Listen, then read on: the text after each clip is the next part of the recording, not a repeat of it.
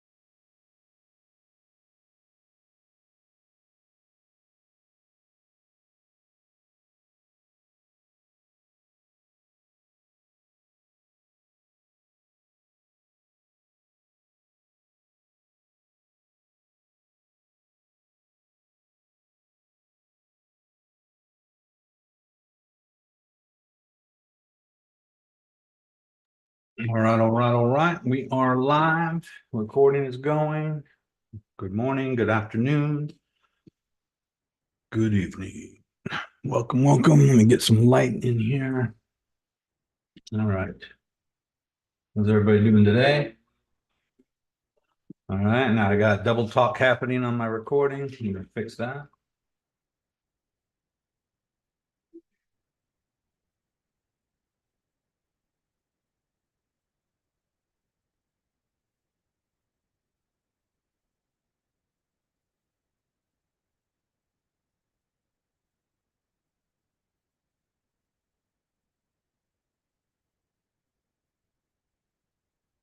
All right, guys, we're gonna jump right into it here.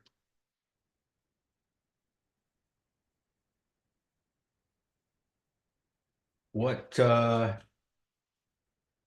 happened this morning and what I think is happening here is let's get to a different time frame. Sometimes I'm upstairs and so my computer I mean my screen looks a little different when I'm sharing my when I share these screenshots sometimes depending on what computer I'm on, sometimes the charts look a little different. This one right here was on my upstairs computer. So we have what appeared to be we have this overall flag, right? We did come down to it again. We broke below it. We tested the one, the 111.7 or so right here. We come back above it and we start to get above it, but we never got past this support and resistance level that goes back a little bit. I'll show you that on the chart. We come back down and we create a higher low and come up to it. That's possibly the beginning of a nice little W pattern there. And um, this was the overall bull flag. We have a big spike up for liquidation, getting everybody, it's basically, there could be some market manipulation happening there as well when we come into this flag, and we do the same thing down here on this side, and we come down and take out a lot of the stop losses for the people that were in the long positions, and then it comes back up. We're back inside the overall bull flag, but this is on a higher time frame right here. So when you zoom in, you will see that there is that W pattern happening right here and possibly getting ready to break to the upside. Looks like it is actually. Let's go back. So what do we have? We have a potential W getting ready. I would say that we're almost there. It could be that we're already there right here and we broke through, depending on where you put this, because as you can see here, we do have support and support and resistance here on the way down, and resistance, and we just came back up to it with a higher high. This upward trending yellow line here at the bottom is the most current, local upward trending support, this yellow line right here, going back to when we were down here at 74.5. And let me just zoom out a little higher so you can see it better. It's basically this upward trend right here. And we did bounce on it a few times. We actually wicked through it, and we wicked through it all the way down to the 112 resistance. I mean, what was resistance? And we retested that as support. And then we come back above that line. So that's all positive. That's all good. That's bullish. On the daily, we do have the blue line crossing the orange line to the upside on the stochastic RSI. Both are in the between the 20 and the 80 zone here. That's bullish. Let's go to the weekly. The weekly might still look a little bearish, but it does actually. We do have the blue line crossing down below the orange line, and the orange line now below the 80, and they are getting wider. That is bearish on the weekly. However, as we saw here when this happened, right here, where the blue line crossed the orange line to the downside, both of them got below the 80. Both of them were wider and going down. The blue line did uptick on the breakout here to the new high, and we crossed back over. Problem is, it was a lower high on the RSI and a higher high on the price, which is, again, bearish divergence. So not doesn't mean it can't happen again. It's just that we don't know how many times that will happen before it's actually, so in other words, it could look like this, where the blue line does uptick again and the orange line follows, and then the blue line crosses back over again and the orange line follows. So, but if this continues to be lower, this could still continue to be higher, and we saw that already on the regular RSI. We've had 3 touch points on bearish divergence so far. Another strange thing is that we are above the overall upward resistance line going all the way back to 2021. 64.5, 68. That was the bull market in 2021. We come up and hit it here at 108. We double top at 109. We come all the way down to 74.5 and come back up and hit it again at 112. And then when we broke out of the 112, we went through this all the way up to 123. And now we're coming back down to retest it as support. The problem is, well, may not be a problem, but we did go through it. So in other words, it didn't hold a support, and we did come back below it. But we then hit this upward trending support and are currently bouncing back up above it. That's this line right here, this orange line. I mean, yellow line. Let me just change the color so they're not so many of the same colors here.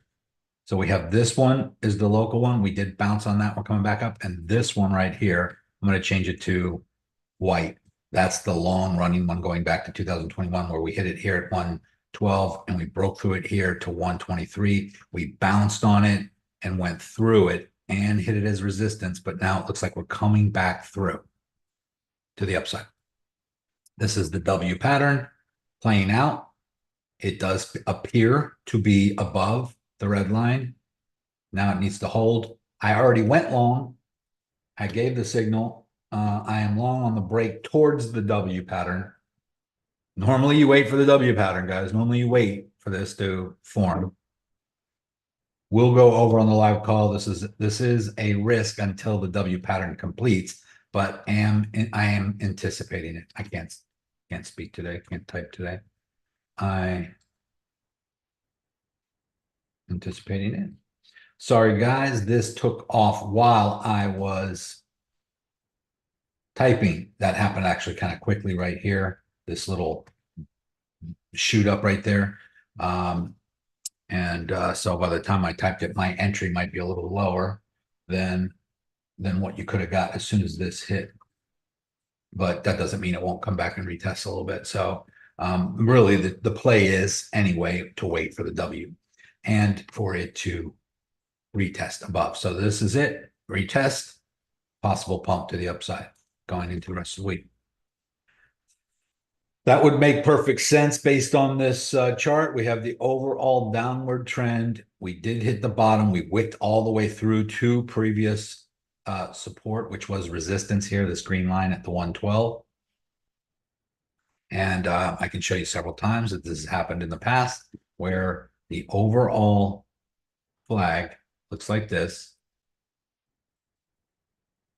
and we wick through to hit the previous resistance as support and then come right back up into it, climb up to the top, come down, and then break out. That happened there, and it happens all the time. That's not even, it's not even in question. Here's another situation where we had a big bull flag like this, and we had this huge wick down through it all the way to retest previous resistance first before breaking out.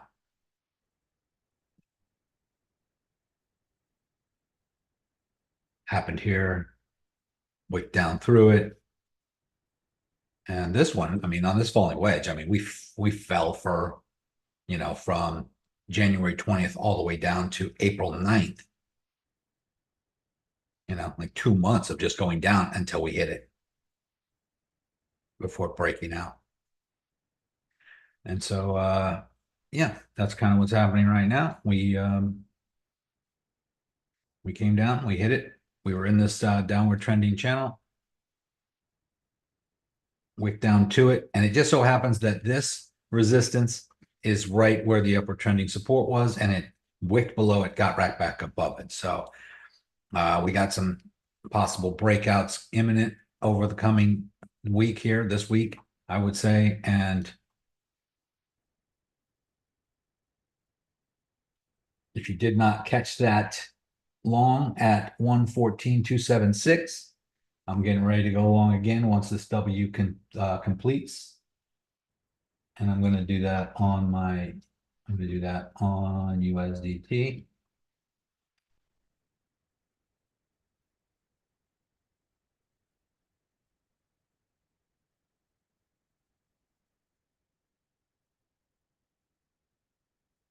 Let's go back down to a lower time frame.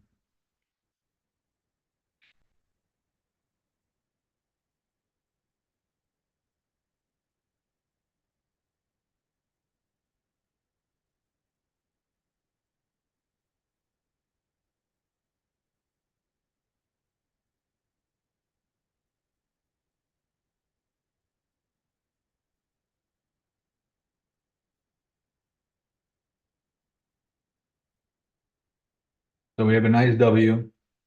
This is it right here. This is where I gave that signal, but by the time I got done typing, it already pumped up to about here. In anticipation of the W completing, it is in the process of completing, but it does need to get above this. And this downward trending center line here probably, which is probably going to happen imminently. And the reason why I think it's going to happen, guys, is because this low right here did not double bottom down here. It is a higher low, and I'm anticipating a higher high from this one. Doesn't mean it's going to happen. It's just what I'm anticipating at the moment. So we have higher highs. Let's get this out of the way for the moment. And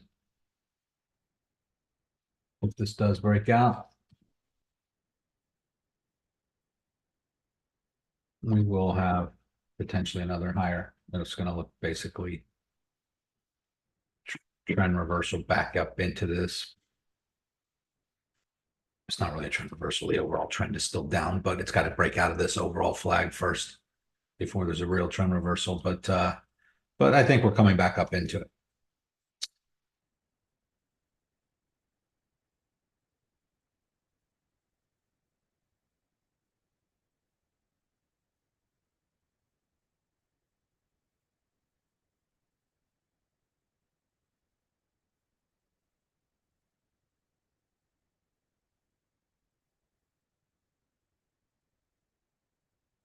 Marjorie, are you moving your stop loss into profit yet? I'm long at 113.9 and wondering where to put it. You went long before I even gave the signal, so good for you. You saw it coming. No, my stop loss is not in profit. Let me go back. Let me see where I put my stop loss. I think I said to put it at 112. I did not go long yet on my USDT one. I'm getting ready to as soon as this breaks, as soon as this breaks here. But that's a confirmation for me that it is going to continue. But on my other one,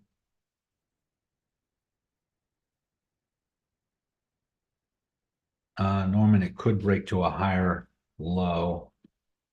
No, this was the higher low here, so it needs to make a higher high first, higher than this high. Man, it's possible that it consolidates here for a minute because this is major support and resistance before breaking out. But I said to put my stop loss at 112. I could, yeah, I could move it into profit. I think it does need to stay above this white line, and it does look like it retested right here. So I will move my stop loss into profit for anybody who got either into my trade or was already in earlier. I'm just going to move mine to one, let's just say 114. I'm going to move mine to 114,500.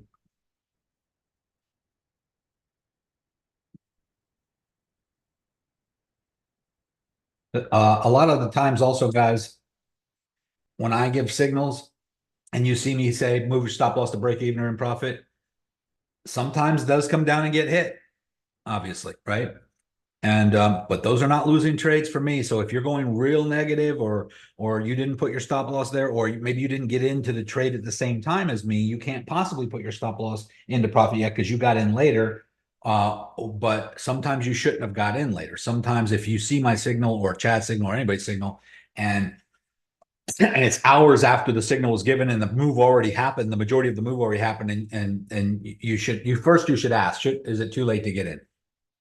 But if you just get in because you think, because I said it's gonna well, let me give you an example. If I say my TP is 120 and I got in at 114 too, but now the price is 116 and you're thinking, well, the TP is 120, so there's a long way to go. So I got plenty of time to get in on this, right?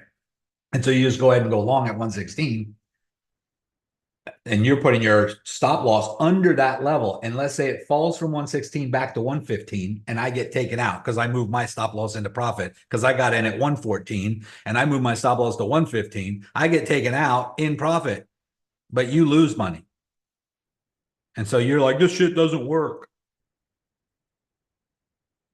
I'm doing everything you said, but I'm not making money. Okay, no, because if you didn't get in at the entry, you can't possibly have the same result.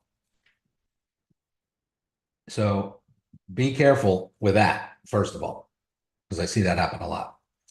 Secondly, it's better to ask if you're not 100% sure. But there's also some of you that just go ahead and got in. Like Marjorie said she was in at 113. I gave the signal at 114, 270. So I mean, she got in down here somewhere before it even what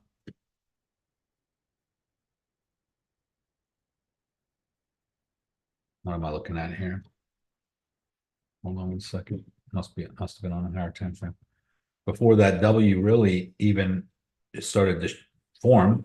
I'm on the hourly right now, guys. You can't go too low.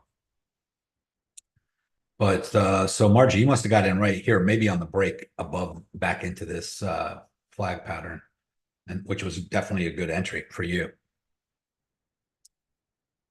And yeah, and that would have been a normal signal for me to go as soon as we got back inside the downward trending flag and above this upward trending support, that would have been the entry. But I also saw this potential W forming as well. So I knew that once it gets up here, if it can continue in that direction, if this W plays out, then it's going to look more like possibly possibly a pump back up to this level somewhere, which is right at the top of this overall flag.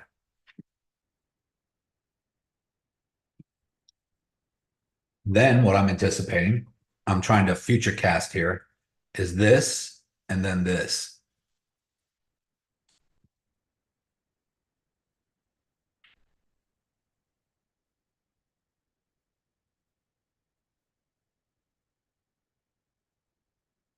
Anthony says possible inverse head and shoulders on XRP. Let's go look.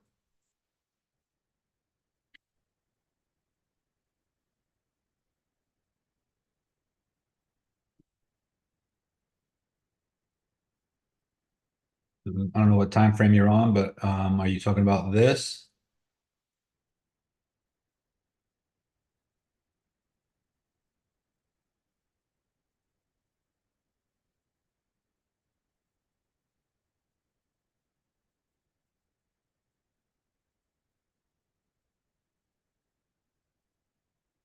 And yeah, does kind of resemble that.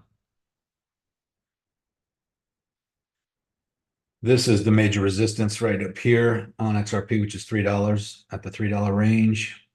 Support, support, support, support, support, resistance, a little resistance. We went through it, came back below. We're coming back up to it now. It just so happens to be that that $3 resistance is right in line with the downward trending widening channel. So I would expect that if it breaks this, it'll be right there at the crux, gets above that, and that inverted head and shoulders could play out, but it's also breaking out. It would also be breaking out of this support and resistance zone right here at the $3 range. Definitely came back up though from the 270 zone.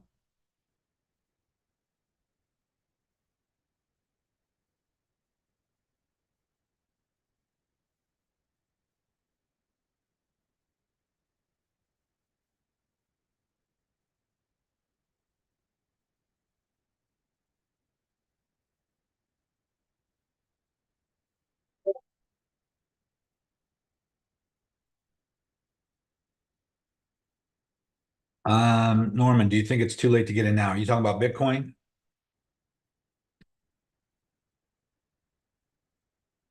Be specific, guys, on your questions so that so I can just answer it.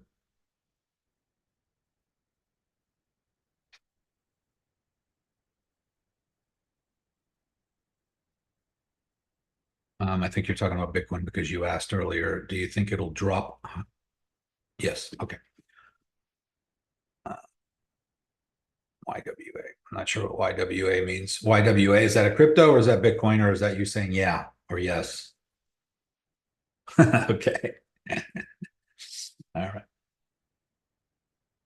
Go back. But yeah, I think well, obviously, guys, if Bitcoin's breaking out of its W pattern, you're gonna see XRP, Ethereum, everything else go up. They're all in that same upward trend. Uh very similar looking.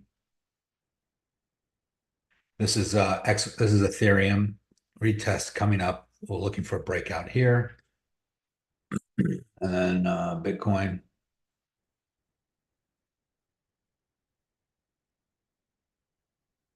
does look like there's a little pullback on the resistance line here where the W is forming, but that's okay. Could just be a little consolidation before breaking out. But yeah, I mean, you could enter now or you could wait for the W to break because if the W breaks, if it does break above this level, that's good, Cheryl. That's fine. Cheryl says I didn't get in until 115.3, which is right where it's at right now, approximately. Um,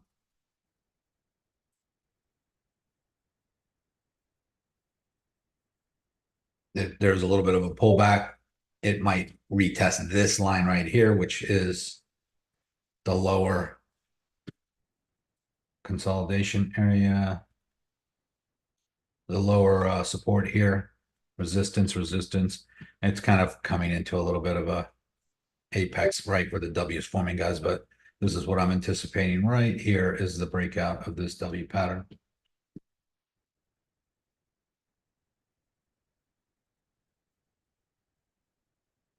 I would say, Bill, I would say the 115,500.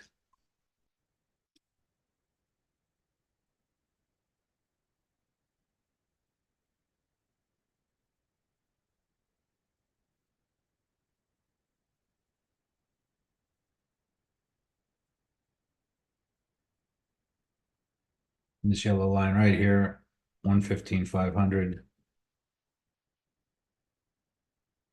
If I take this all the way over, you see we have support, support, support, support, resistance, resistance. We got to get above that.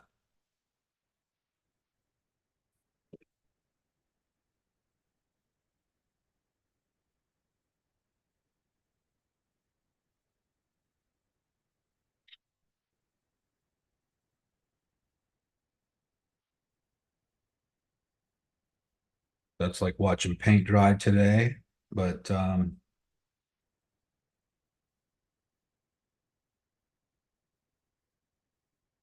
things are moving slowly in crypto land in this bull market. Now, August is generally the month. Let's go over here and look at what else is happening on the higher time frames here, because we do have bearish divergence. Obviously, I talked about that on Monday's call. We did come below the moving average here on the RSI right here. There is some uptick happening, and so it is possible that it comes back up. But as you can see, moving average looks like it might be going sideways a little bit, possibly going to curve around like this. It's possible this comes up, goes above it again, and comes back down. This uptick right here to here, it would need to get above this. It would need to get above this in order for us to have a real, and in order for bearish divergence to be over. It doesn't necessarily mean it needs to do that for the price to go up. It just needs to do that for bearish divergence to no longer be the case. And we don't know how long bearish divergence. Normally it's 2 touch points on bearish divergence before a big dump. Well, we had the 2 touch points. We had a dump from, 108 all the way down to 75K. We came back up to 112. We broke that to 123, which is here. And this is still lower than this. It's still bearish divergence. So that's a 3rd touch point and a 3rd higher high. So there's no telling. We could do that again. This could come up, hit here. It could be a 4th lower high, and this could be up at 130. We could pop up to, 130, 140, 150 in the price and still have bearish divergence. It just doesn't happen very often. In fact, that hasn't happened. So we're kind of in no man's land. It's kind of new territory. So I was talking about bearish divergence as a big deal back here and here, even thinking that it needed to break above this and get above this when we hit that 112. But it never did. The price got higher, but bearish divergence continues. And now we drop below the yellow line here, which is the RSI. I mean, the moving average. And that usually spells a big dump. That usually means a top is in. But that meant it here too, and the top wasn't in. It meant it here too, and the top wasn't in. So very strange anomaly here with that. Let me get rid of that. Let's just look at some other things. We don't have to worry about the Gaussian channel. The Gaussian channel, well, I mean, we're close to it, but we're not in it. So we don't really have to worry about that. For those of you who don't know, I mean, it looked like we wicked down close to it here. Generally speaking, the Gaussian channel, which is this green fog right here. We've been, since the bear market bottom here, first of all, when we get into the Gaussian channel, for those of you who don't know, it's usually the beginning of the end. We wick down, get into it, stick our toe into it here, try to get out, couldn't get out, got sucked down to the center of it, pumped back up to the top of it, couldn't get out, got sucked down to the center of it, popped out of it, got out of it, but could not make a higher high. This is back in 2021. Got sucked down back to the middle of it, and that was it. Couldn't get out of it. That was the beginning of the bear market. Turn red. When we finally start climbing, we get back into it, hit the middle line, come down and retest the bottom, pop out of the top, retest the top, bounce on it, go back to the center line again, got out of it. And then we're out of it for months and months and months, a year and a half, 2 years. And then this was a little scary here because we hit 73.8, which was before the halving, and that was higher than the previous all-time high. That's the first time in Bitcoin history that we actually made a new all-time high before the halving. And then we got wicked down into the Gaussian channel, right down to the middle of it, where everybody's like, oh shit, this might be it. This might be the high already. This might be the end of the bull market. Some people thought that, because usually when you get sucked into the Gaussian channel, it's usually the beginning of the end. And just go back, you can see before the last bull market, once you break out of it from the bear market and you go into a bull market, you stay above it and far away from it. And when you get sucked back into it, it's usually the beginning of the end.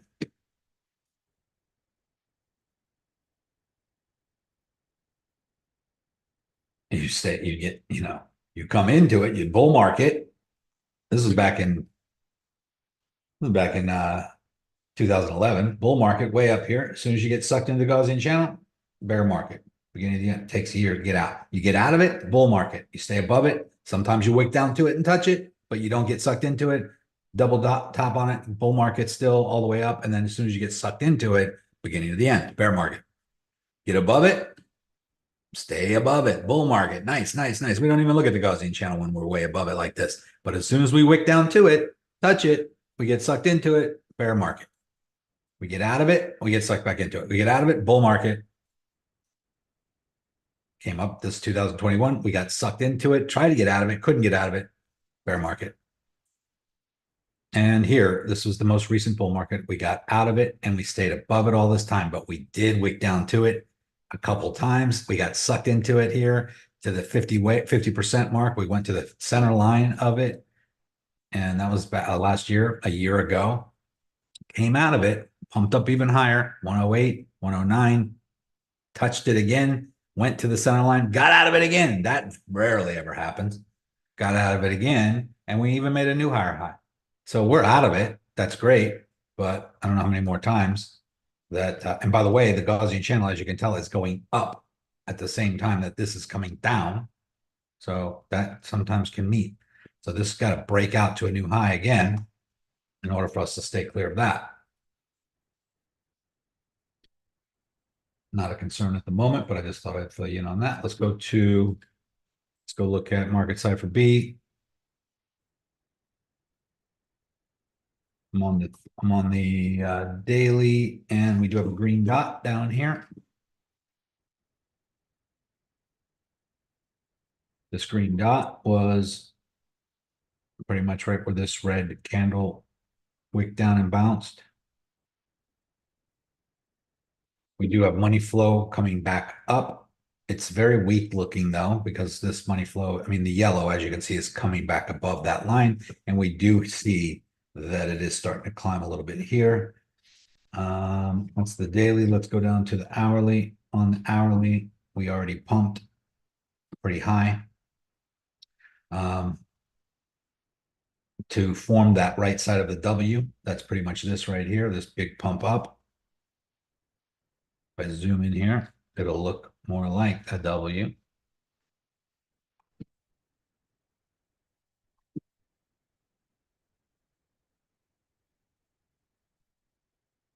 So we pump up to form that W, the right side of the W right here, and everything's looking green and upward trending.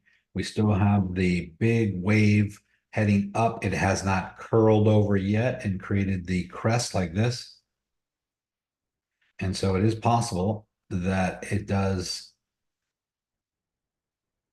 one of these where it comes up and then goes up higher. Comes up and goes up higher. That's what we needed to do. One of these where it comes up, pumps up, pumps up, pumps up, breaks through and goes much higher. Comes up, comes up, comes up, breaks through. I'm sorry, it consolidates a little bit like this right here. And then you get another green dot and it just goes up higher. So that's where we're at right now on market cipher. But we do have a lot of money flow. This is positive right here. So going all the way back to the other side of the W, it's all upward trending.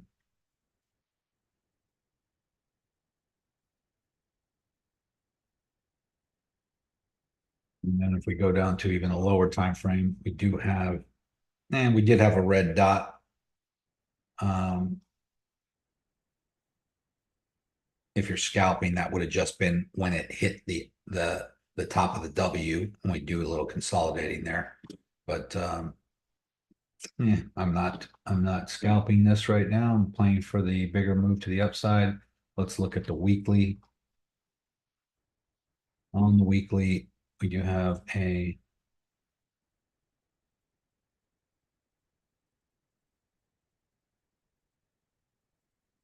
shit. Didn't need to do that.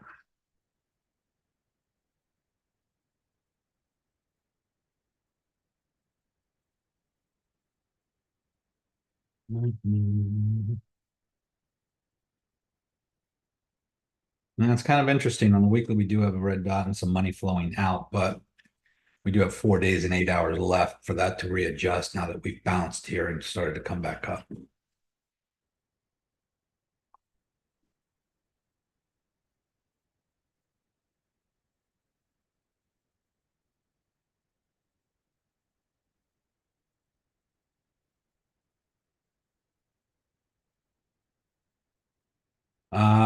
Cheryl asks, what does coin M in blue under BTC USD per pep mean? Let's go back. That is the type that you're trading. So right here, this chart that I'm on, and if I place a trade right now, it's going to be USDT margin, BTC USDT perp. That means that when I make a trade, I'm going long or short with USDT. And if I make a profit, I'm making USDT. If I click that and I go to Coin M and click BTC, this is what you're talking about. It says BTC USD perp BTC margin. Okay. So, yeah, Bill just answered that. So basically, that means that if I make a trade on Coin M, BTC margin, that means I'm trading in Bitcoin. I have to have Bitcoin in my futures account. And when I make a trade, I'm making Bitcoin. I'm not making US dollars or USDT. So you can trade on a coin margin. And by the way, guys, if you click this button right here and you click on Coin M, it will show you all the coins that you can trade on a coin margin. But you have to have that crypto inside your futures wallet. You have to have some XRP to trade XRP on a coin M. You have to have Solana to trade Solana on coin M. It's okay if you don't, you can trade it on USDT. Just come over here to USDT perp, and you can trade all those same coins just with USDT, and you can just keep all your money in USDT and trade any one of those coins anytime you want with the USDT balance that you have. But if you want to accumulate more of that crypto in the trade instead of USDT, you switch over to Coin M and you make sure that you have that coin in your futures account. That makes sense, Cheryl? So down here, I'm trading on Coin M. So I'm trading in Bitcoin right here. Yeah, me personally, I like to trade on Coin M mostly because my goal is to accumulate more Bitcoin in my trading, not USDT. Nothing wrong with USDT. You can use it to buy other things or buy more Bitcoin with it. But I'm not trading for income or to pull money out every day or every week. I'm trading to accumulate more of the crypto that I'm trading in. That's why you see me trade mostly on Bitcoin futures. But it doesn't mean you have to trade Bitcoin, guys. What I'm just trying to teach you how to trade so that you can go trade it whatever you want. That's just my personal preference. As you can see by going into the Discord and going into the Wins wall, there are members in here trading all kinds of stuff on USDT, Magic Coin, XRP, ICNT, Theta, Ondo, Grass, all against USDT, Pengu, whatever you want to call it, Hype, Nomi. BTC and hype. Trade both, do both. You don't have to use a coin margin if you don't want to. I just like to.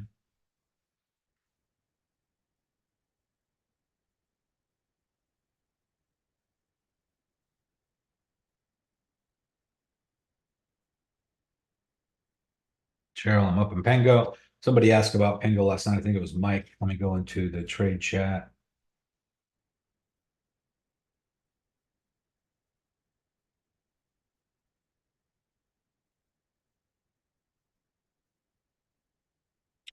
Pengo was downward trending at the moment. This was last night at 11:51 p.m. Definitely see if it holds above the 0.032 red line you have. If it falls below that, I just posted this. It looks very similar to Bitcoin at the moment. It was coming down to retest this level right here, and we're looking for a bounce on that. Let's go look at it, see what it's doing.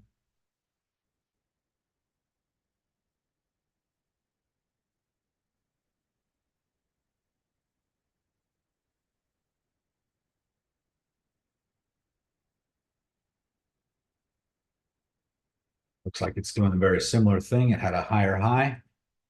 It came down and retested that level. I mean, a higher low rather, sorry. And possibly getting ready to break out of a little bit of a apex here. Depending on where you put the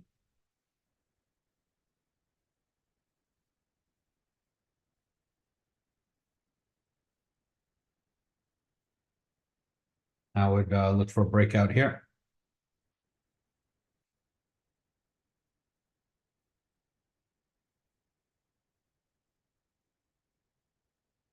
This low right here, higher than this low, possibly on its own little path to create a W pattern as well.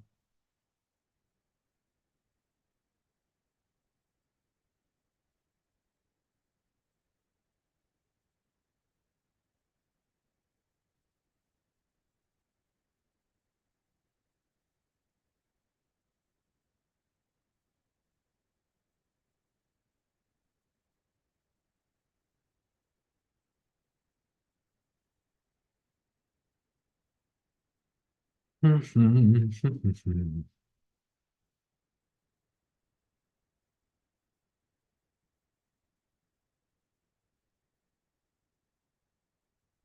other questions? Anything anybody wants to look at or see me do or explain? Uh,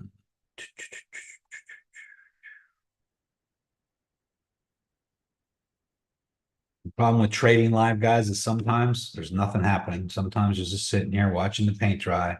So I can't make trade setups, but we are in one. We're in one right here. This is a trade setup. It's coming. Here's the floor.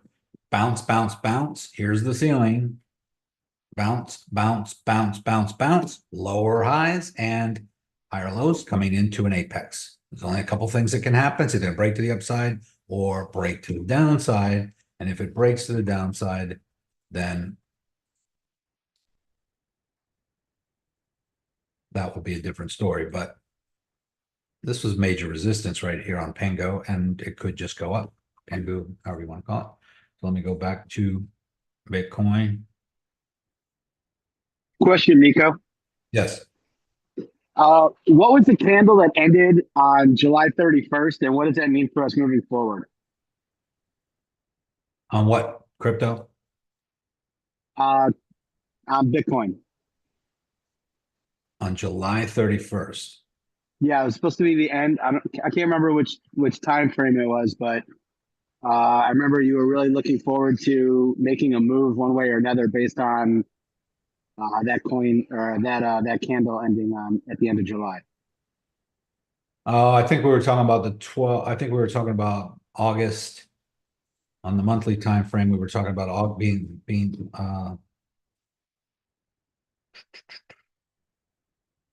you were talking about the 6 month time frame. Let me go back. Yeah, that sounds right. Yeah, so on the 6 month chart, For those of you, some of you are new, but there was an interesting little anomaly that was happening.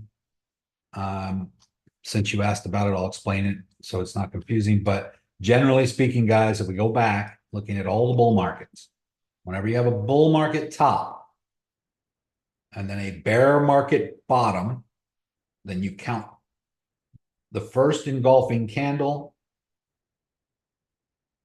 You count 4 candles after the bear market bottom. 1, 2, 3, 4, and that is the bull market top. Bear market bottom, first engulfing candle, 1, 2, 3, 4. That's the bull market top. Bear market bottom, first engulfing candle, 1, 2, 3, 4. That's the bull market top. And then bear market bottom, first engulfing candle, 1, 2, 3, 4. That's usually the bull market top. That ended July 31st, August 1st, basically. Soon as the next candle printed, it went higher. So that theory, and by the way, this has happened before, but the only time it ever happened was in 2021. And as you can see, this was the bull market top. It was 64.5. The next candle printed, and it went.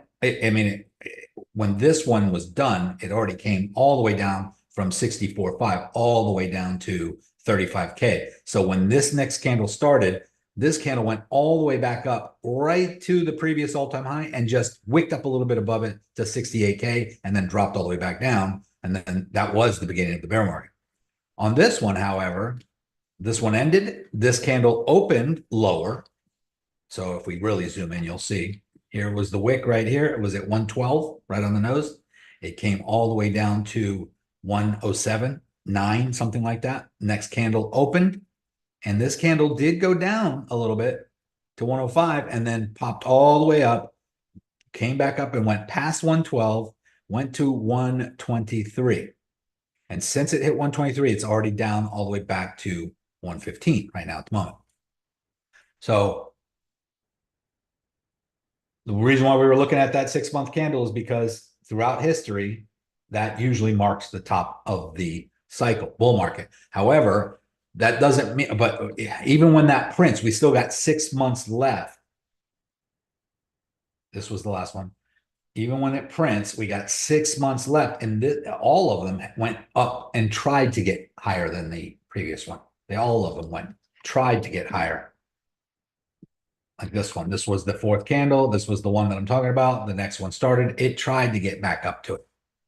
This one tried to get up to it, or at least stayed high for a while before coming back down. So normally we stay up for another 4 or 5 months, 6 months before the bear market actually starts. This one started, opened up, and did go higher. The question is it going to keep going higher, or is 123 now the top? Now, the problem with this one is this candle here is it doesn't print for 4 months and 26 days, which brings us to the end of the year, January 1st. So the better way to do this, instead of looking at the 6-month time frame, let's go to the 12-month. And if we go to the 12-month, it's actually easier, just takes longer, just easier because it includes the 6-month and the 7th month. I'm sorry, it includes the 4th candle on the 6-month time frame and the 5th candle because it's 12 months instead of 6 each, right? So if we go back and look throughout history, you take the bear market bottom, and then we have just count 4 candles. 1, 2, 3, 4. That's the top. Actually, no. You just count 4 candles from the top. Here's the top. This is 2013. 1, 2, 3, 4. That's the top. 1, 2, 3, 4. That's the top. 1, 2, 3, 4. That's the top. Now, this candle will represent the top because so far throughout history, every time the 4th candle on the 12-month time frame represents the top. The problem is you have to wait for it to be completed first. You have to wait for it to print first. And we got 4 months and 26 days left of this candle. So this candle could go up all the way to 200K, or it could go down over the next 4 months, 5 months. And then by the time January 31st comes, it could be down here. I don't know. But if that happens, then 123 was the top. But since we don't know, we have to wait for this candle to print. It can go up higher, it can go down lower. And then once it finally prints, meaning the next candle starts, this candle's printed, then we can determine whether the top is in or not. but we probably have, since it's August right now, five full months all the way till the end of December, till January 1st.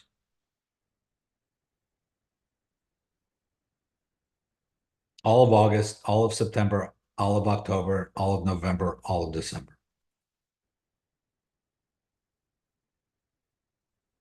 And so hopefully we get up here into the 180 zone. But I will tell you this, if this does go that much higher, it will be the first time in Bitcoin's history that this candle was higher than this candle and held above it for a whole month. Because here in 2021, right here, where is it?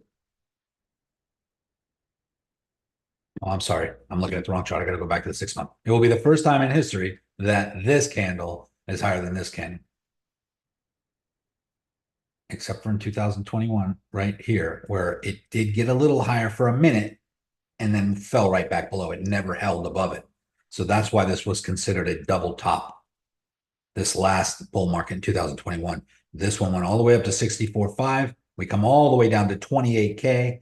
We go all the way back up to 68, boom, and then come right back down. It never held above it. So this one, it's possible it doesn't hold above this too. I guess it would take 6 more months to see.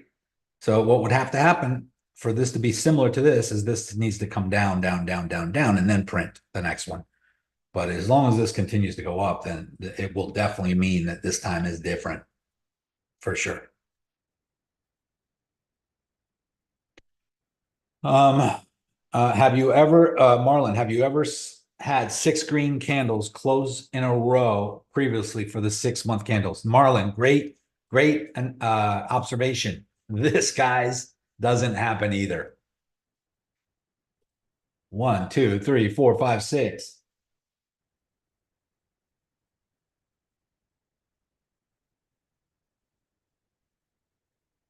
Hold on a second.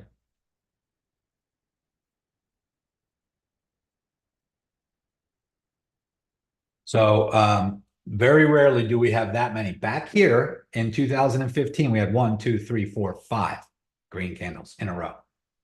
Before that, 1, 2, 3, 4. Before that, 3. 1, 2, 3, 4. And then here we had 1 red, 1, 2, 3, 4, 5 out of the 5 candles. We did have a red one. And the weird thing here is that we took off and then pulled all the way back down first before making a bigger candle. And then after this big candle, we had another smaller one. This one, we had a progression getting higher and higher and higher. Got smaller here and possibly could get smaller here. So if this does go up, guys, it will be the first time that we've had 6 green candles in a row close on the 6-month time frame.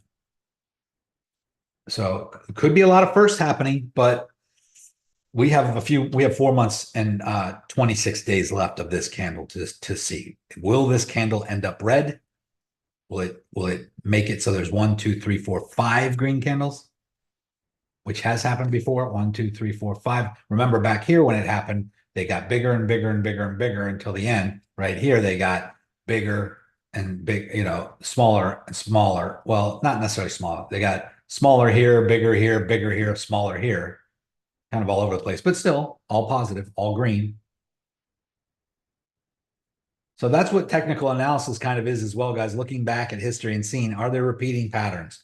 Is this an anomaly? Is this something that has happened before? And when something's happened once before out of 4 bull market cycles, that's kind of strange. But when something happens every time, then you have to look at it and say, okay, well, the trend, this is the trend. This is what usually happens. Probably going to happen again.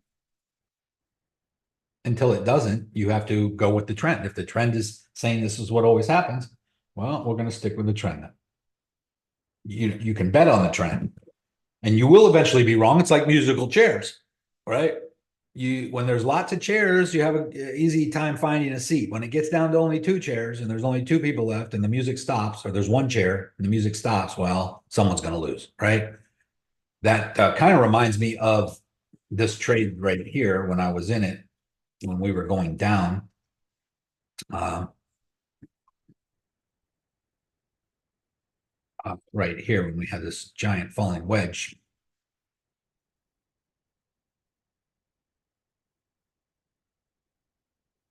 Right here. Whoops, what am I doing here? This big falling wedge right here is very similar. We hit 108, we hit 109, and then we have this big falling wedge, which is bullish, breakout imminent.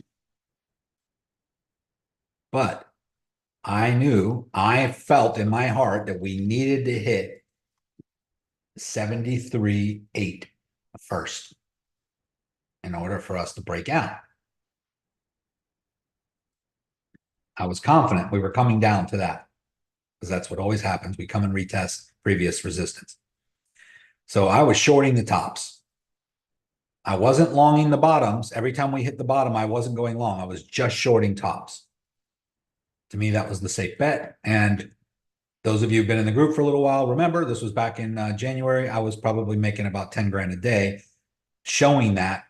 If you go into the signal channel and if you go into the wins wall, you'll see some of those. Let me just see if I can even find it. But it was, can you search by date up here, Bill? Yeah, you can do from before. Let's see, it says before, during, or after specific dates right there in the middle. You just have to click on whatever one you're looking for.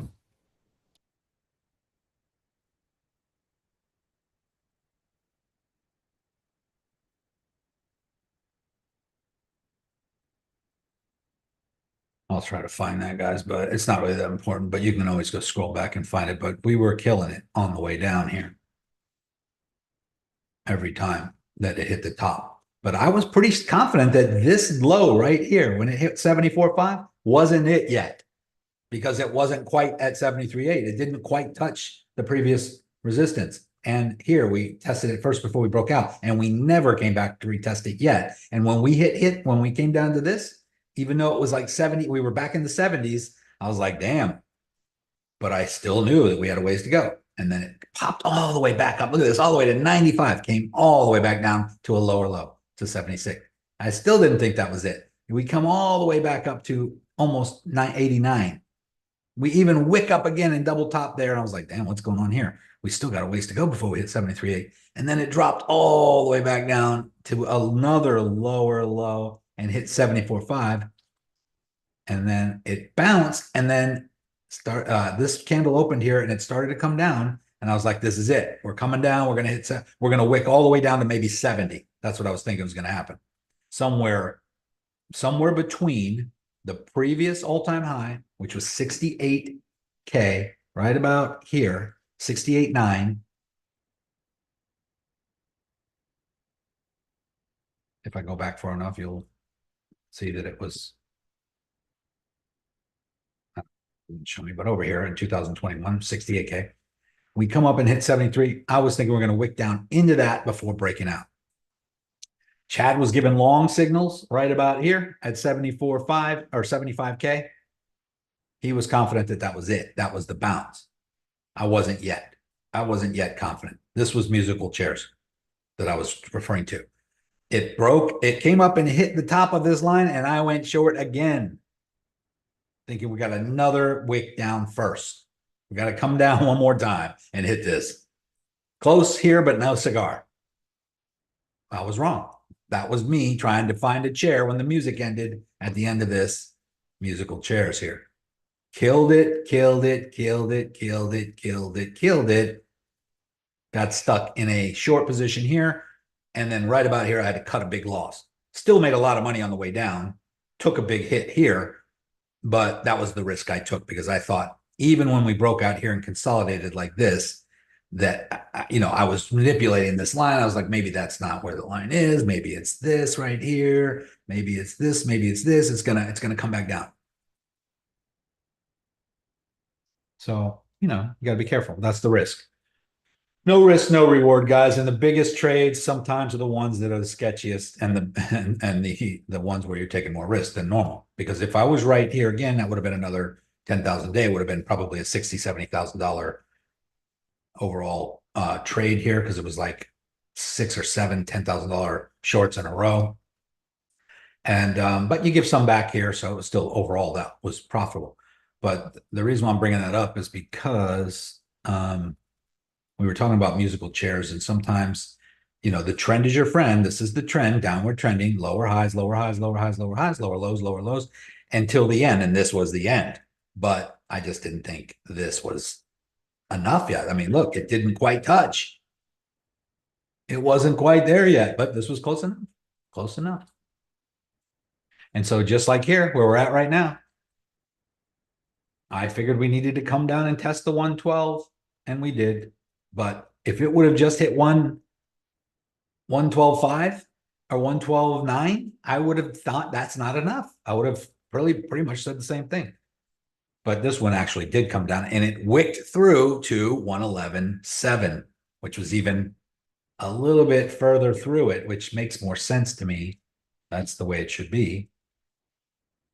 That's the way it usually is. I shouldn't say it should be. I can't say what it should be. It is what it is. But so this is a good indication that we did do exactly what we normally do. We come down and retest major resistance. We hit it here on the way up.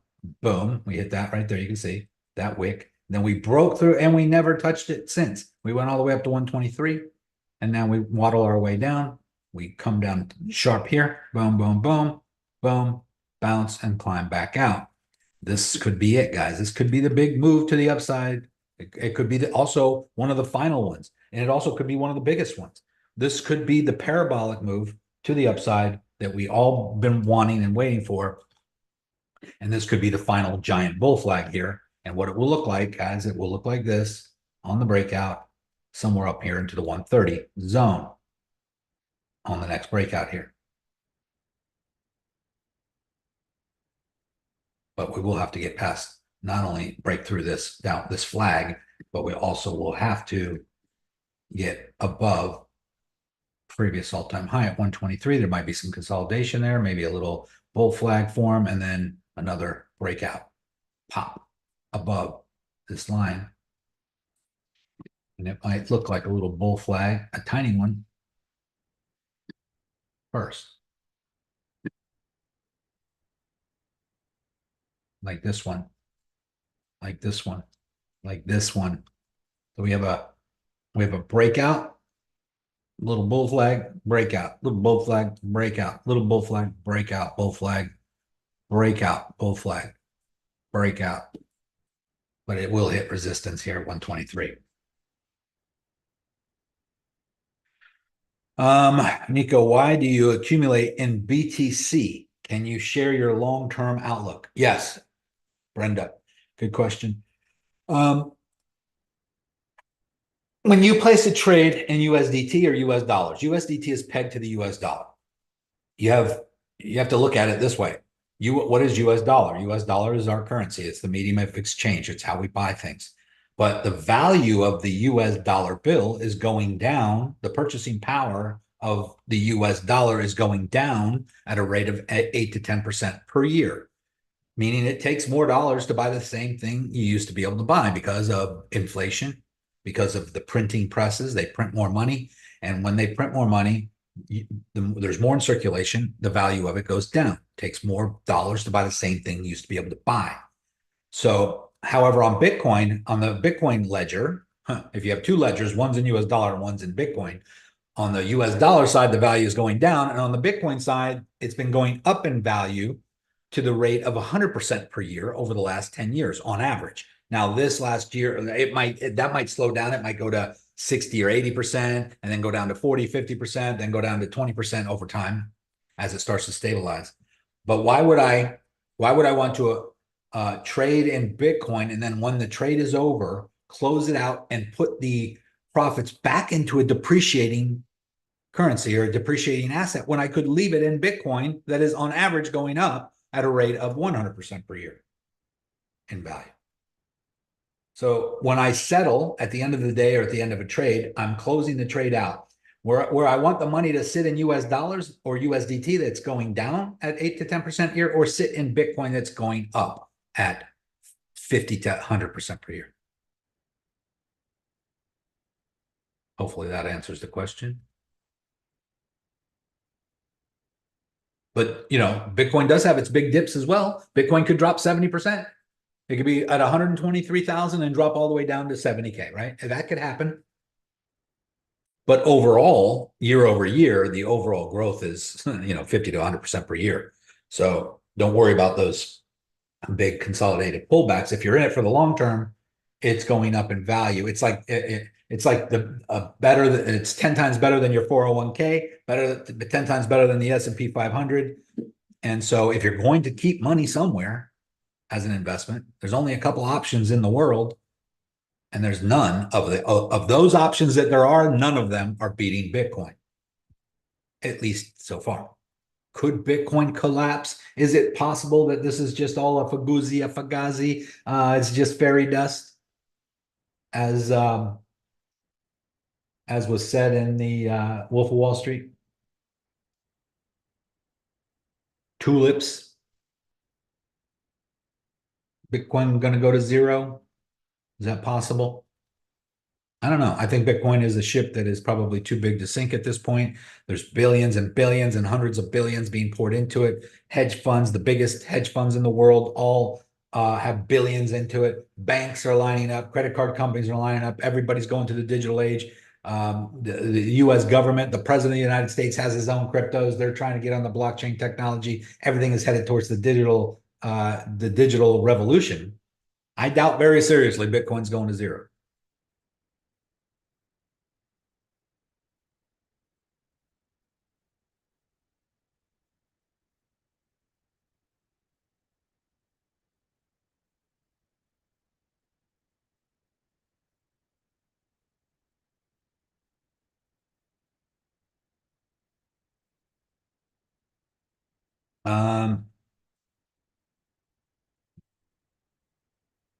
Yeah, you don't have to move. You guys don't fall into the all the hype out there about, oh, you better before XRP moves to, breaks out, you need to put it in a cold storage wallet. You need to get it off the ledger. You need to get it off this. You need to get it off an exchange. No, you don't. No, you don't. You still own it, even if it's on Coinbase.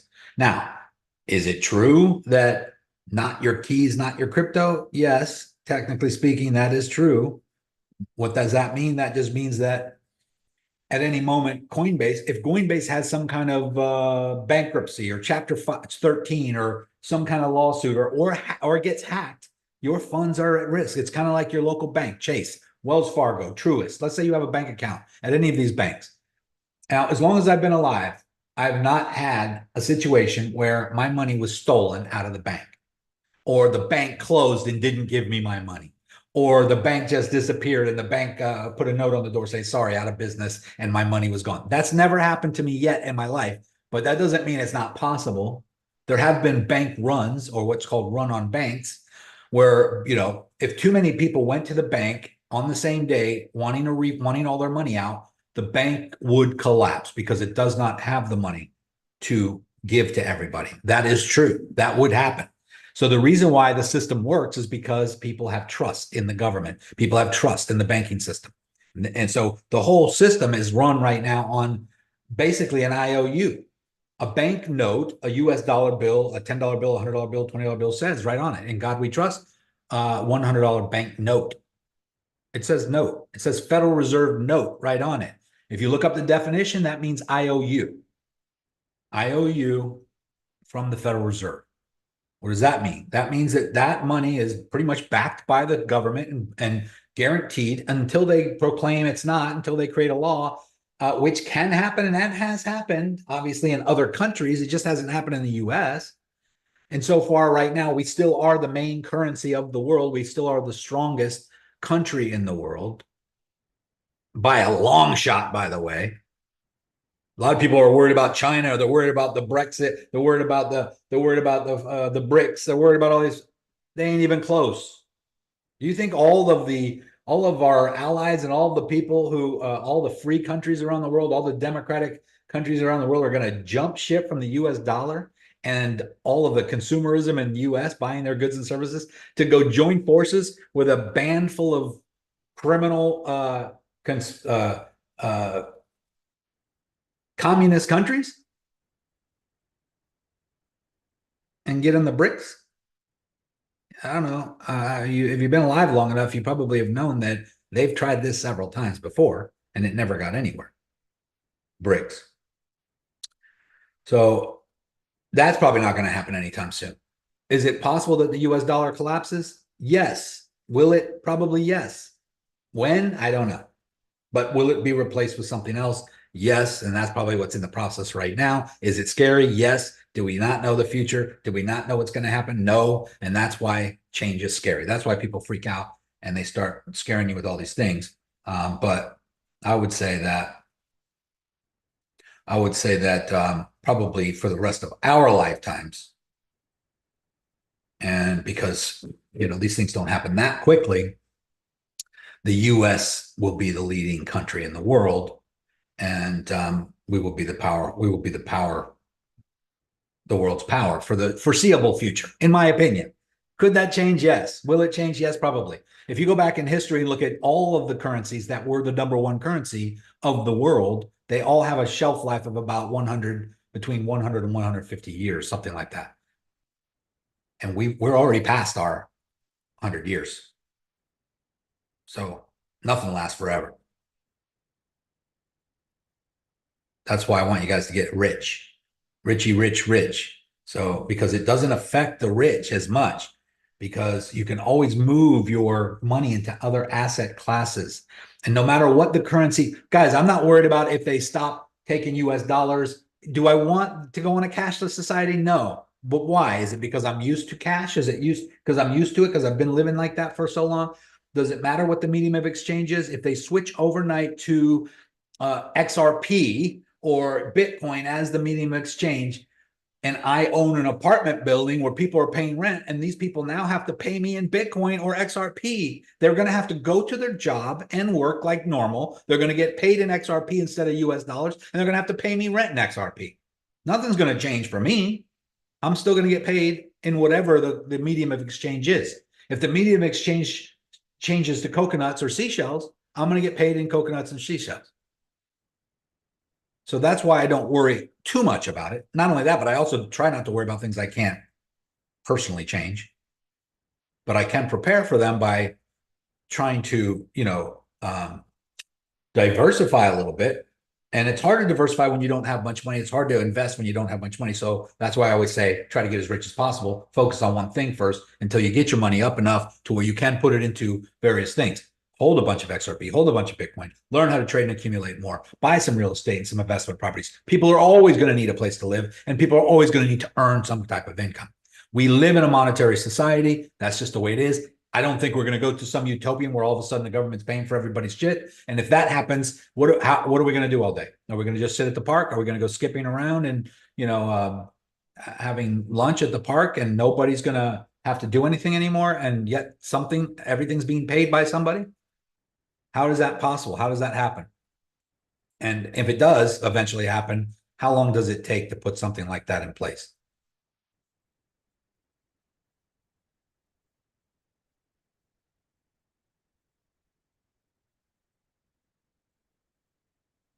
Yeah, Steve says, since 1913, we have been debt slaves, no gold or silver, real money in the system. No, yeah, true. The currency has not been backed by gold or silver, but even when it was, you were pretty much a slave to the system. You still had to go to work and earn money. And you weren't. Now, the difference is that the value of the dollar bought a lot more. Since then, you go back 100 years or 120 years to 1913, when we were on the gold standard, a $20 bill or a $20 gold coin, which was an ounce of gold back then, $20 gold coin. In fact, to this day, $20 gold coin is still an ounce of gold, but it says $20 on it because that was the face value back then, and that was equal to a $20 bill. And I tell the story all the time. You probably heard it a million times from other people, but you could walk into a clothing store, a men's store for that, flip them a $20 gold coin or a $20 bill. It didn't matter. It was $20. And you could walk out with a three-piece suit, a top hat and a cane, a handkerchief, and probably a pair of shoes, a well-dressed man. 100 years, 120 years later, a $20 bill will barely buy you 2 Happy Meals at McDonald's. But a $20 gold coin is still an ounce of gold. Right now, it's worth about $3,400. You could still buy a 3-piece suit, a top hat, and a cane, and a pair of shoes at a fine men's store. So the gold coin has held its value throughout the century, and the $20 cash has just gone to shit, right? It's losing its value at a rate of almost 10% per year. And so, yeah. So that's why things seem like they get more expensive. It's not because they actually cost more or they're actually getting more expensive to manufacture. It's just because the value of the dollar is so much lower than it used to be that it takes more of them to buy the same thing you used to be able to buy. So that's why you invest. What investing does, and all that investing is putting your dollars that are going down in value into something that is not going down in value, or at least keeping up with inflation. You need to earn at least 8 to 10% per year on your money just to break even, just to not go broke. As scary as shameful as that is. So if you have $1 million cash sitting in your savings account, and at a rate of 8 to 10% per year in deflation and losing its purchasing power, that purchasing power of that $1 million will be about 200,000 in 10 years. Whereas if you have $1 million with a Bitcoin right now, in 10 years, it might be worth $10 million in purchasing power because it's going up at a rate of 50 to 100% per year. So you got to just ask yourself, what would you rather have? Now, also same with real estate. If you buy a quadplex, you take $1 million and you buy a 6-unit apartment building right now for $1 million. In 10 years, the $1 million in cash might be worth 200,000, but in 10 years, your 6-unit apartment building that you bought for $1 million would probably be worth 2 million, at least doubling in value. And the reason why is because the income that it produces has gone up. You've increased the rent every year, year over year over year, and they're valuing it based on the income it's producing. And so therefore you are investing in something that goes up in value and holds its value over time. You can also pay off the debt from that $1 million or 6-unit apartment building from the rent that's being paid to you by other people. That's called leverage. So you're using leverage. In other words, you're not working your ass off to pay off that loan. You put 6 tenants in there, and the rent payments that they make pays off the loan for you. So that in 10 years, you've paid that debt down using OPM, other people's money, the tenants. So if you're a tenant right now, guys, that's what's happening. Nothing wrong with it. I rent myself. I do that intentionally. I rent where I live and I buy what I rent. I rent where I live because I don't want to be tied down to a mortgage, and I don't want to have to put a big down payment down and have a bunch of equity sitting in my house. That's a liability. It's not an investment. It's not an asset. A lot of people think their house is an asset. That's a liability. Because if the house is not making you money and it's costing you money, it's a liability. So instead, I rent where I live. That way I can keep my cash high so that I can invest in things that make me money. Apartments, Bitcoin, gold, silver, things like that. Things that go up in value. And then I take the passive income coming from the tenants paying me rent to pay my rent where I live. Not only are they paying the mortgage down on the apartment building that I bought, but they're also, the extra cash flow is also paying for me to rent a place. So technically I'm living for free. And so that's how you structure your finances, guys, to get to that point. But anything you do to make money, you should be trying, and what you should be doing first, instead of thinking about the boat you want to buy, especially if you're living paycheck to paycheck or you're working a 9 to 5 and you have to trade your time for money. The first thing you should be doing is to try to invest in something, to buy something that can get you out of that rat race. And the thing up until Bitcoin, the thing up until crypto has been real estate. That's how the dumbest people in the world have gotten rich. And I say that with all due respect, because I love real estate. I invest in real estate. What I mean by that is it's the only asset class that I know where so many people got rich who are not smart about anything else, but they just bought real estate and that worked out for them. So if those people can do it, anybody can do it, right? So what I say is buy a duplex, buy a quadplex, buy a 20 unit, buy a 50 unit. I don't know.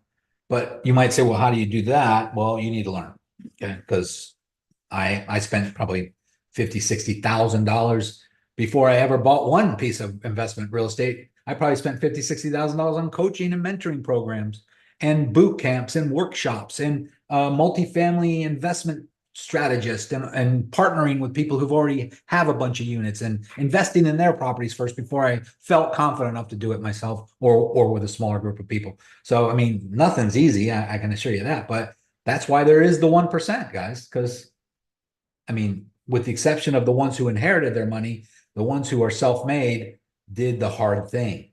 They did the thing that other people just, for whatever reason, don't do or don't have the patience to do or can't do. Yes, Steve, we can chart up some coins. What would you like to see?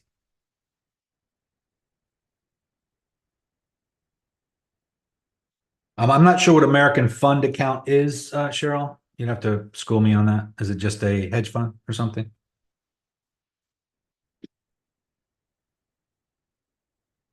So, Steve, you got a specific thing you want me to look at? Ava. Okay. Let me look.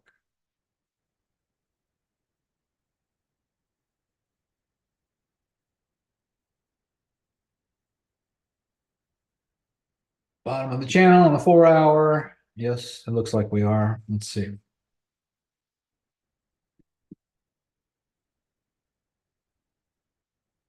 mean, we are just dribbling on the bottom, yes.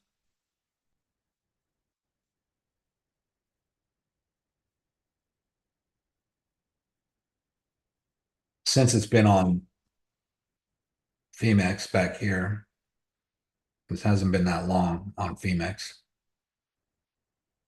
We've just been kind of dribbling on the bottom. I'm not so sure there's a channel. Maybe there is a little bit. Depends on what you look at. Could be in some kind of apex.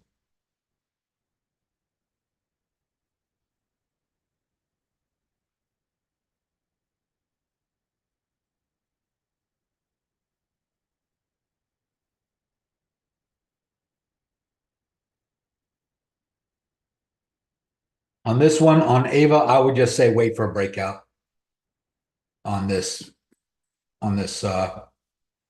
apex here. Apex meaning the floor and the ceiling coming together in this point. It's either going to come into this and it's either going to break to the upside or the downside. It has not broken below this line all year long, but it has made lower highs. But there's only 2 touch points here, so possibly a third. If it breaks out, then I would go long. Yes, sir.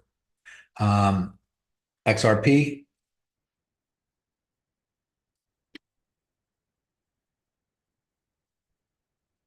Doing that W thing like Bitcoin. It is coming up. We talked about this a little while ago on this Zoom here, but I would say it needs to get right up here to the $3 range, break above it, but it probably will. It looks like it's doing a Bitcoin, but very similarly. Yeah, and we can see we have a higher high. I mean, a higher low. We're looking for a higher high. I would want to see it break out of this first, kind of like what I said about Bitcoin. I did prematurely go long once we got above this line, and I gave that signal, and we had this big pump up, and it is getting, the W is completing up here on Bitcoin. So I'm thinking that that will probably cause some of these other ones like XRP and Ethereum to pump as well. And it does look like it went above this line, which I said was the 115. I did say 115.5, which it did not get above yet, but I would say even right here at 115, 200, 115, 150. It does look like this next candle that just opened on the 4 hour. Let's go to the 1 hour. It does look like it is holding above that at the moment. It's trying to hold above it. Maybe not. Might be creating a little bit of a, let me put this in the right spot here. I'm not sure where I have that. Maybe it needs to be up here at the 115.5.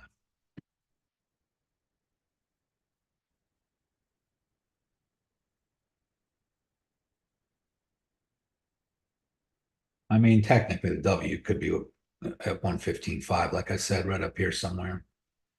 But we did get above. So we got a couple things happening. We got back above the upward trending support, and we got above the overall this white line, the one that goes all the way back to 2021. We got back above that, which is good. And possibly retesting on that right now. So I'm anticipating continuation. I'm up $318 on that loan that I gave this morning. And let's see, Nico, on the 30-minute for BTC, under the last red candle, there's a green arrow. Can you explain? This little green arrow indicates the candlestick where I entered the position or closed the position. So if you see a little green arrow on your chart, like this right there, it's basically indicating the time frame, which is this candle during this pump, is when I went long. If it's a red candle, it will look like this right here. That's where that's either when I got stopped out or I went short.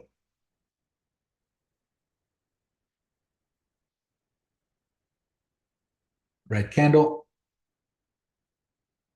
I mean, red arrow.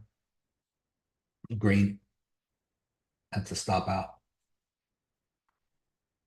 Green. You see these little, so when you see these little arrows, guys, that's just where your positions either got closed out or entered, one or the other. Thank you, Jeff, for answering that as well. Chad just gave a signal in XRP, I believe. Okay, let's go back and look.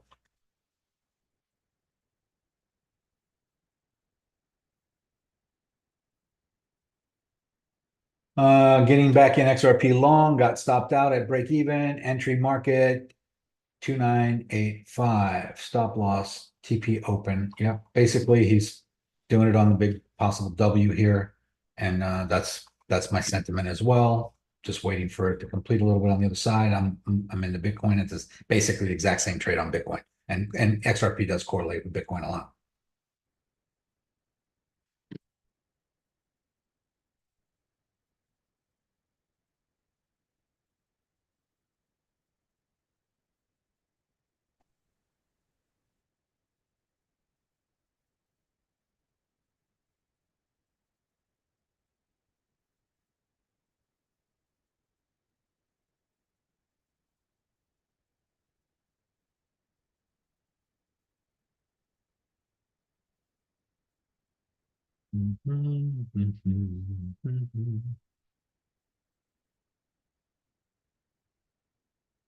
Any other questions? Did I miss any?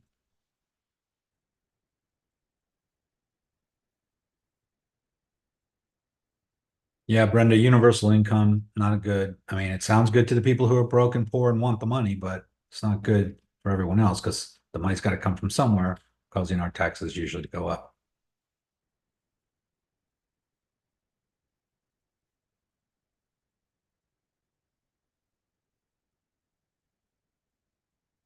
Of course, they could just print more, right? And just give it to people. But that's never part of the plan.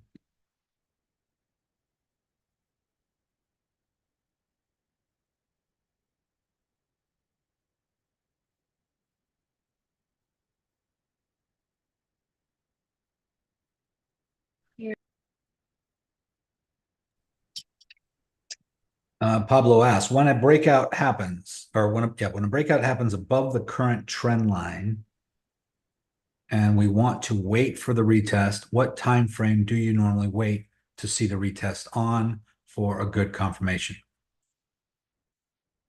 It depends. If it's a major support level, and if it's a major, like if it's the 1 hour or the daily time frame, and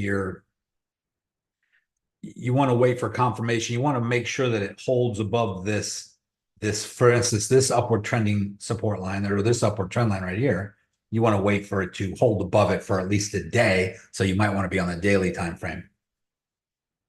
If you're scalping, you can trade on the 10-minute time frame, but it does depend on what your strategy is. Like if you're waiting for a major trade setup, Chad, for instance, let's just look at his signal. Chad's been waiting for this to happen. He's usually on the 4-hour chart. What is he on? He's on a 15-minute right here, but that's probably just to show you he's on the 1 hour here, showing the trend line. So we look at all time frames. We're going back and forth over the different time frames to see what we think is going to happen. But when I go to make a trade, I usually go down to the 10-minute just so I can see what everything looks like on the local level, so that it's like zooming in. It's kind of like shooting a target, you know. I can just point the gun at the target and shoot, but if I'm trying to hit the bullseye, I'm going to have to put my bifocals on, put my contacts in. I want to make sure I can see everything clearly first. I want to zoom in. I want to get down I want to look at the scope, you know, and just make sure first before I pull the trigger. So, you know, I look at the higher time frames, the daily, the weekly. I see where the overall trend is. I see where the major support and resistance levels are. And then I say, okay, we're bouncing on that right now. We did get below it here, right? And then we bounced above it and we got below it again here, but then we came back above it again. That's good. Now let's go down to the lower time frames and look at it again. Let's go down to the 10-minute and see it on the up close level. Okay, you know, this is it. We got, not only did we get above it, but we held as support. We got above it and we held on it as support. And then we pumped up. And not only did we pump up, we pumped up above this white line here, which is a longer, this white line right here, if I zoom out, goes all the way back to way back here in 2021. Resistance, resistance, resistance, resistance, resistance. Bear market. I mean, years have gone, a year and then 2 years, all the way back up. Boom. Hit it again. Fell. Hit it again. Fell. Hit it again. Fell. Went through it. We finally went through it right here. Went all the way up to 123. Come down and bounce on it, fell through it. Back underneath it. Not good. But when we did that, all we did was come down and hit this upward trending support line and wicked back up above it. So now we're back above that line again. But as you can see, to answer your question, Pablo, I'm on the daily and this candle is still in play. It has not held above that white line yet. Now, if I go to the 1 hour or the 10-minute, it looks like it's already holding support above it. But on the daily, it has not. So that means that it could fall back below. So we'll wait 24 hours or we'll wait till the next candle prints on the daily. And if that next candle hole starts above that white line, that's a good indication. That's a good indication.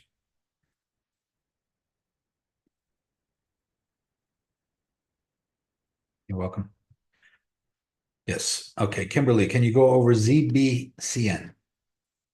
Never heard of it? ZBCN.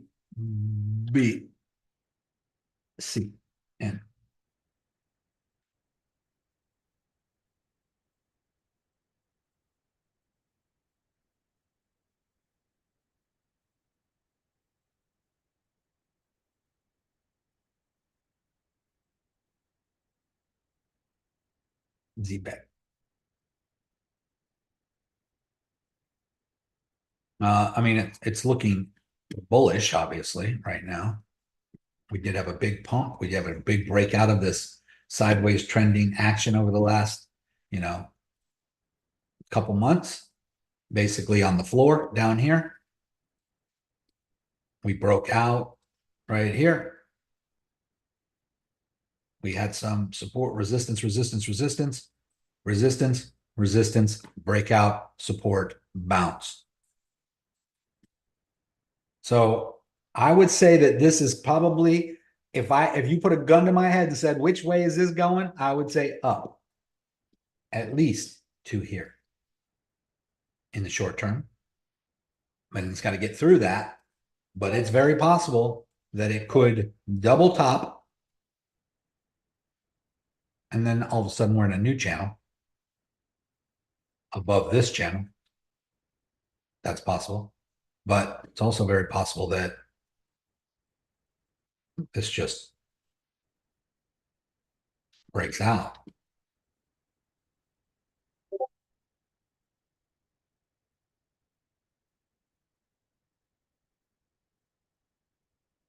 I don't know what's causing this. I don't know what caused this or this. I mean, this is just normal consolidation after a huge spike to the upside. But do you know what the news is on this, Kimberly? You've been watching it. What was the reason for this major pump? Did they announce something?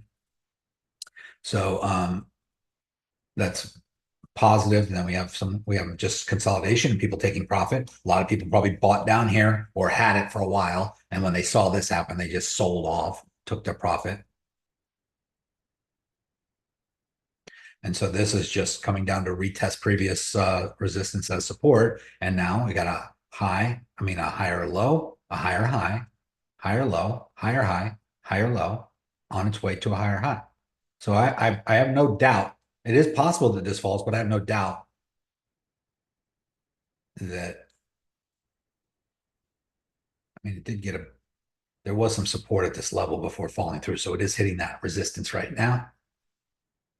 But it's probably going to come up and hit this high, at least. Me personally, if I was going to trade this, I would probably wait. I could go long right now and just write it up from here to here. That's not even that bad of a move if that happens, but I would wait to see if it breaks out or bounces. It's either going to break out or bounce like it did here.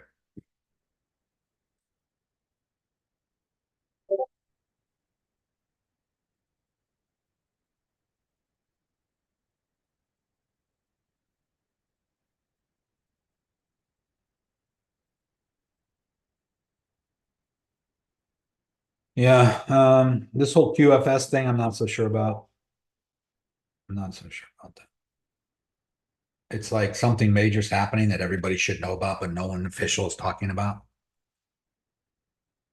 I hear a lot of YouTubers and TikTokers talking about it, but I don't put my trust in those guys that much. Technically I'm a YouTuber as well, but I do my own research. I don't just listen to what they say and then, oh my God, I heard this kid say this is going to happen. I'm going to go put everything into a cold storage wallet, move it over to the QFS network without knowing what it is.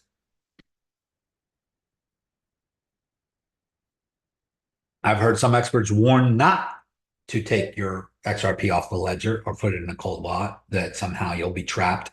I don't know how that's possible.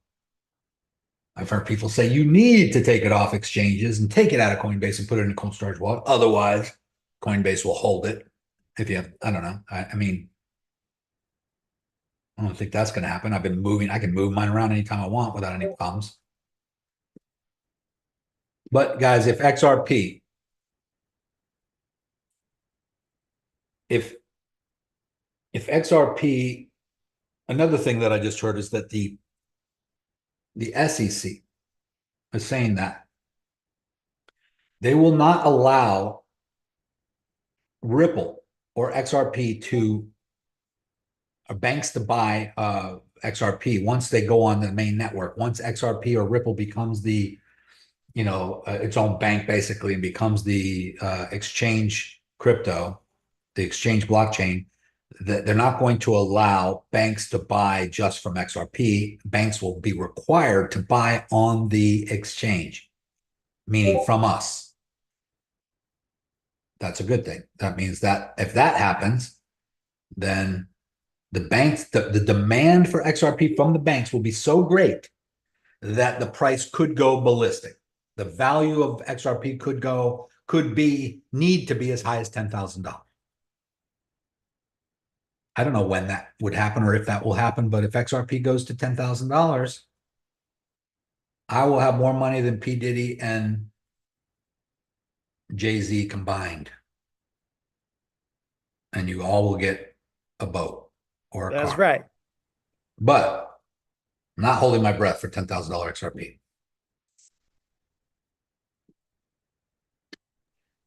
It's going to happen, I think. I really think that they're going to revalue it It could. like they did with gold. It could. There's a lot of smart people saying this is what's in the works, and to just, keep accumulating, don't sell, it's coming. The people who don't do this are going to regret it, right? But I've been accumulating and buying XRP since it was 15 cents. So I believed in it for a while, but I didn't know why. Even back then, it was nowhere near the kind of information that's out now about XRP.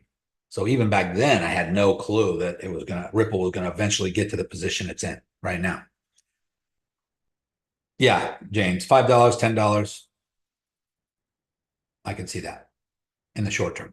So let's just go in between $7.50. Let's just say that could happen. That could happen anytime, actually. That can happen in this bull market. That could happen in the next parabolic move to the upside.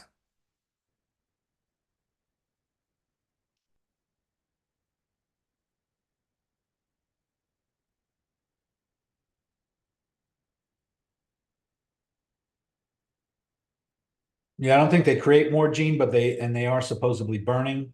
But there's also big wigs. There's people with billions, hundreds of millions of dollars worth of XRP, like CEOs of the actual company and Ripple that sell theirs as well on the open market. And so that concerns people. People are like, well, if it's so valuable, if they want, why are they selling? Because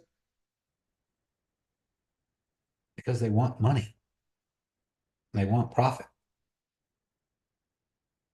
They want to be able to use the gains that they've made from holding it since it was a penny. But they're not, that doesn't mean they're selling everything they have. That doesn't mean they're not going to still hold on to a lot. But, or there could be another reason that you just don't know about. But it's not like the CEO is selling everything he has. He's just sold, I think that was the recent news is he sold like $100 million worth or something like that, which sounds like a lot, but it's not to some of these guys. It's like ridiculous the amount of crypto some of these people have.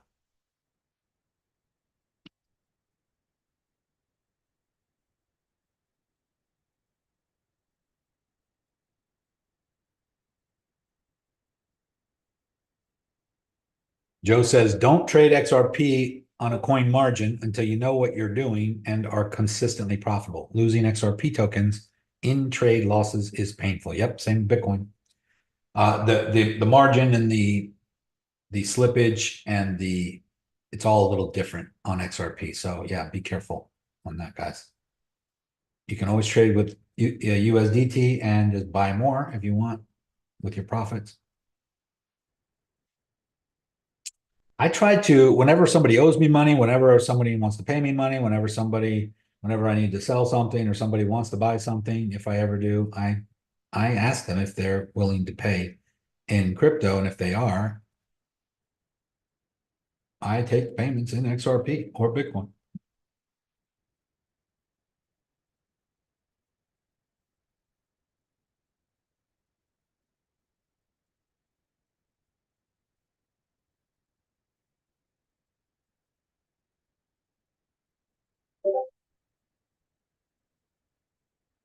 I think there's a couple pro football players that had it in their contract that they need to be paid in Bitcoin instead of cash or instead of US dollar. And that turned out to be quite lucrative for them, but maybe easy to do in a bull market.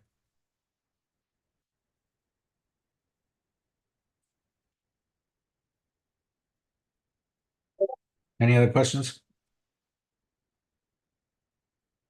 Kimberly says you only need to have 20,000 coins of XRP to be in the top 2.5% of holders. Yep. Yeah, I saw a chart about that.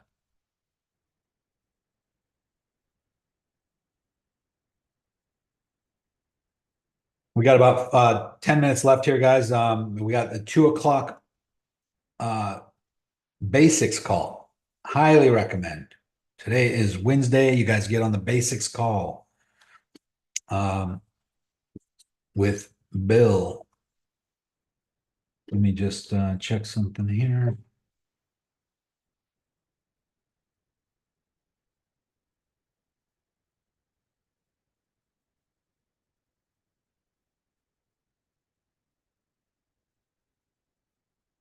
Alex, are you on right now? Alex Lord?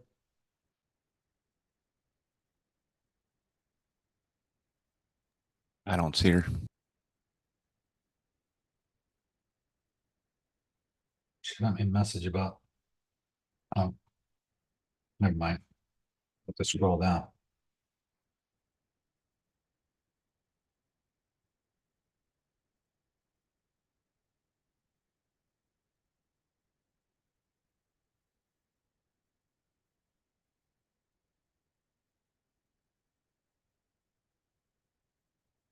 Any other questions? You're welcome, Steve. Thank you. Thank you.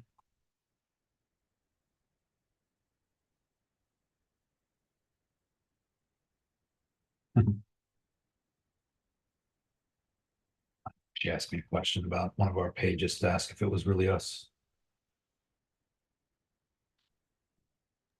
Lots of scams. The newest one I've seen is other influencer channels where it's like Annie from Trade Travel and Chill or CB from Bitcoin Heroes. Yeah, we know Nico, and this is what we're doing together.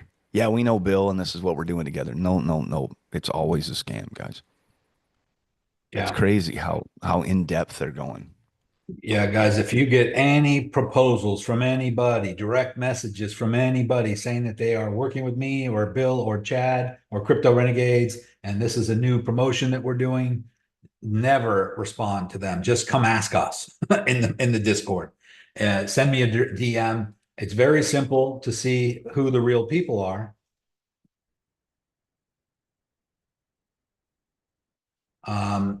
Because I have a blue check mark next to my name. So does Chad on all social media. On Facebook, there's a little blue check mark. We are meta verified.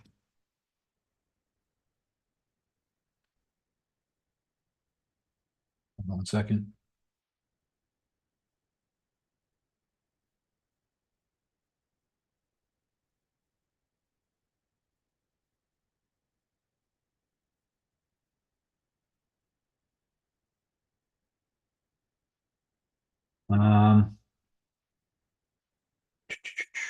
Where's my calendar?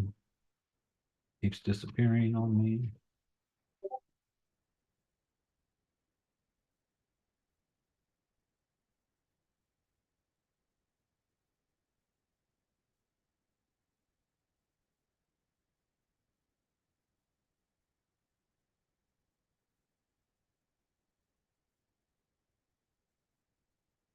Oh, this is not.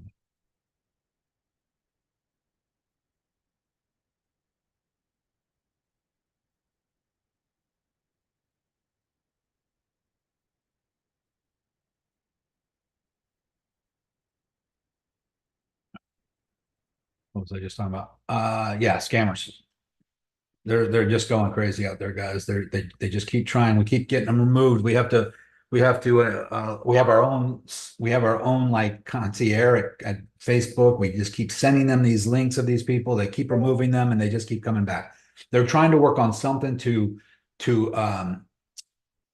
catch them while they're setting up their accounts. In other words, to prevent them, make them have to jump through a separate hoop, another hoop before they can even open their page or start their page. I don't know why this isn't a thing already. It doesn't even make sense. But in other words, they need to verify it with me first. If someone tries to open up another page with my name, that makes common sense, right? It should be the case. But they don't. So these people are able to just put my exact name up and my photo and open up a page and then message you pretending to be me. It's crazy. So anyway, just don't fall for it, guys. I'm never going to message you unless I'm responding to you if you message me first. But yeah, I'm not going to be sending you an offer. We only have one offer. It's the mastermind. It's the same one. So if anybody comes to you with anything new, hey, we're doing this something different for a few members here where we're going to trade for you. Just send me $250. I'll trade. I'll turn it into 5,000 for you. No, never fall for that shit.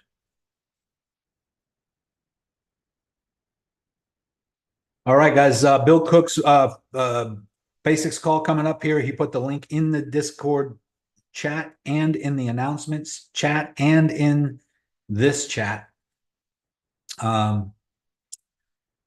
So just remember, guys, what we talked about. Have a overall game plan. It's not just about day trading and scalping and trying to make profits. Have like a little an actual plan in your head of acquiring assets that continue to hold value or go up in value, whether it's crypto, Bitcoin, XRP, Ethereum. Those are my three majors, by the way.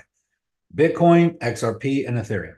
I think Ethereum will be at $10,000 to $20,000 when Bitcoin is at $170 to $200,000. I think XRP will be at $7 to $10 when Bitcoin is at its 150 to 170, maybe even sooner. Because if XRP decouples or breaks away from Bitcoin, in other words, it's no longer correlating with Bitcoin, which will happen eventually. XRP will become its own little giant. Once all of these banking regulations things happen, once it's all locked in, well, you could just wake up one morning, XRP could be $20. It could be crazy like that. That will be the God candle. That would be the parabolic move. And it will be too late. It won't be too late because it could go up to 100 after that, but it'll be too late for you to ever buy it again at $2 or $3. That will be over. And just like some of you regretted not getting Bitcoin when it was $1 or $2 or $3, we regretted not getting Bitcoin at $500. We regretted not getting Bitcoin at $2,000. We regretted not getting Bitcoin at $10,000. We regretted not getting it at $20,000. And when Bitcoin's $1 million, you will regret not getting it at $100,000.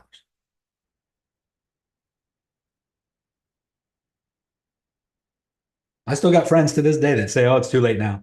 They told me it was too late when I told them to buy it at $1,000. They told me it was too late when it was 5,000.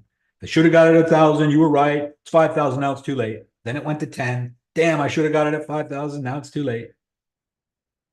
Over and over and over again. But there does, it's a psychological thing. Even if Bitcoin hits $1 million, you can still buy $10 worth of it. The problem is people don't think they're ever going to get anywhere by doing that at that price. And the people who do accumulate more of it now, while it's a fraction of what it can be someday, those are the people that can actually retire or, never have to worry about money again someday. So I can't emphasize that enough. And if we're wrong, guys, if I'm wrong, it's not me that's just saying this. I'm not betting the farm on Bitcoin. I have real estate. I have gold. I have property, and I have other asset classes. I have stock portfolio as well, but I don't ever believe in any company I'm going to wake up and just Coca-Cola is going to take off, or, Amazon is going to just be the thing. They all have their ups and downs. They all have owners. They all have people, humans behind them that are infallible. Bitcoin's the only one that doesn't have an owner, doesn't have a founder, doesn't have a company running the show that could be cheating or stealing or scamming people. It's the only thing that out there that is basically independent of all the normal traps that we have to trust. And so, is it hackable? Is it stealable? Is it not yet? Hasn't been yet. Even with all the AI computers out there now, Bill Gates or somebody could come up with some quantum computer that could hack Bitcoins and figure out how to break through all that. But as of right now, hasn't happened. And I don't know what to tell you. Is there anything really 100% safe out there? Probably not. Only yourself. Only bet in yourself. Improve yourself. Work on yourself. Invest in yourself. Education and the financial structures and the financial asset classes that have stood the test of time: gold, silver, real estate. And I would say Bitcoin, because Bitcoin in 10 years has gone up 10 million% more than any other asset class in the history of asset classes.